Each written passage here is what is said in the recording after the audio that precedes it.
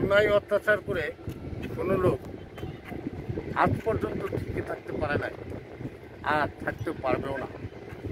এরকম অন্যায় বহু লোক করেছে, বহু লোক ক্ষমতার বড়াই দেখাইছে, কিন্তু সেই ক্ষমতা আর সেই বড়াই শেষ পর্যন্ত থাকে নাই।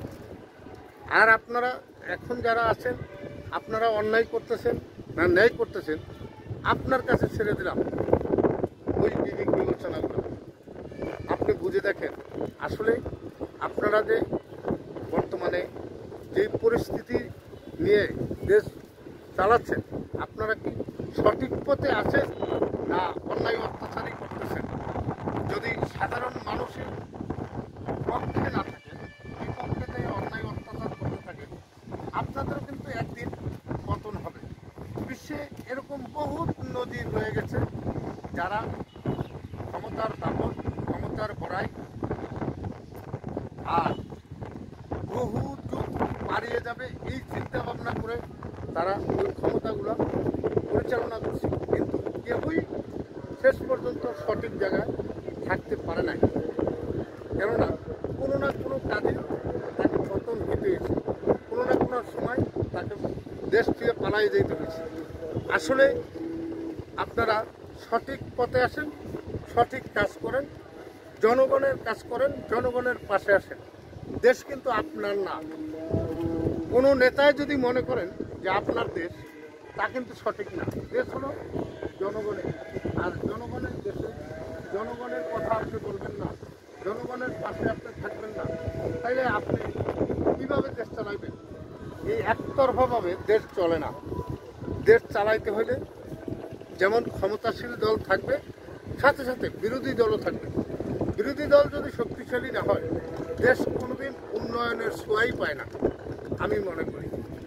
তাই সকলে খেয়াল রাখবেন সঠিক পথে চলার জন্য এবং দেশের মানুষের কথা বলার জন্য, দেশের কথা বলার জন্য।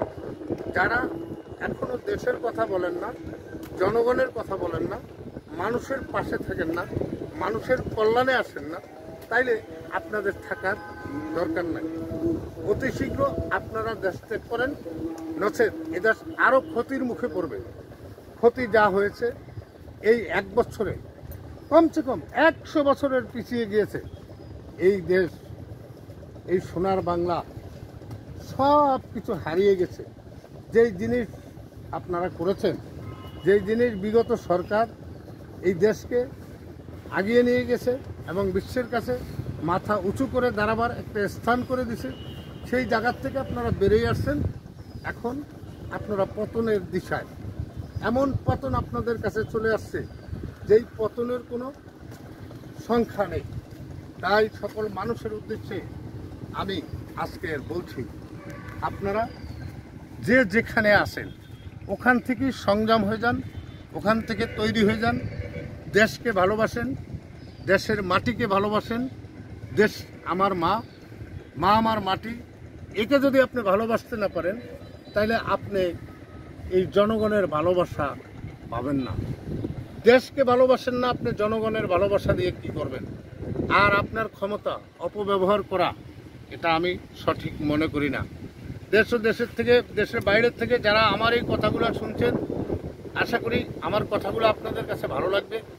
আর যদি ভালো লাগে আপনারা লাইক দিবেন, শেয়ার দিবেন, যাতে সকল মানুষের হাতে হাতে আমার এই ভিডিওগুলো পৌঁছে যায়। এই বলে এখানে রাখছি। আল্লাহ হাফেজ।